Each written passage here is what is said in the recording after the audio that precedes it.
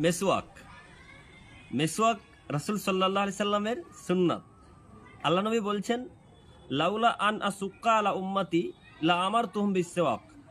আমি যদি আমার উম্মতের জন্য কঠিন না মনে করতাম, তাহলে আমি তাদেরকে মেসওয়াক করার আদেশ করতাম ইনদা কুল্লি সলাত, প্রত্যেক সলাতের সময়। আল্লাহ নবী বলছেন, যদি মেসওয়াক করা আমি আমার উম্মতের জন্য কঠিন না মনে করতাম, তাহলে আমি তাদেরকে প্রত্যেক সলাতের সময় মেসওয়াক করার আদেশ করতাম। কাজেই কাজটি খুব কঠিন, তাই আমাদের জন্য আল্লাহ নবী প্রত্যেক সলাতের পূর্বে আদেশ করেননি। তবে কেউ যদি করে তো সে নেকি পাবে। মেসওয়াক যদি করেন তো এটা একটি আল্লাহ সুবহানাহু ওয়া তাআলার সন্তুষ্টি অর্জনের মাধ্যম। মেসওয়াক যদি করেন তাহলে মুখ দিয়ে গন্ধ আসবে না, দাঁত পরিষ্কার থাকবে। আর মুখ দিয়ে গন্ধ যদি না আসে তো আল্লাহ তাআলা সন্তুষ্টি অর্জনের বেশি মাধ্যম, আল্লাহ তাআলা পছন্দ করেন। কাজেই আমি আমার প্রিয় দিনী ভাই ও বোনদেরকে অনুরোধ করে বলি, মেসওয়াক করুন। মেসওয়াক করা তো খুব একটা কঠিন কাজ নয়, যদিও কঠিন, আল্লাহ নবী বলেছেন।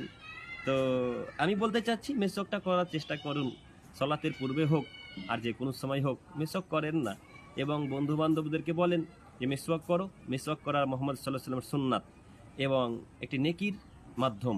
কাজেই আমি আমার প্রিয় দিনী ভাই ও বোনদেরকে বলতে চাচ্ছি, আসুন আমরা মেসওয়াক করি এবং আল্লাহ সুবহানাহু ওয়া তাআলাকে খুশি করি, রাসূল সাল্লাল্লাহু আলাইহি ওয়াসাল্লামের পদ্ধতিতে চলার চেষ্টা করি। হে আল্লাহ, তুমি তো দয়াবান, তুমি আমাদের সমস্ত দিনী ভাই ও বোনদেরকে মেসওয়াক করার তৌফিক দান করো।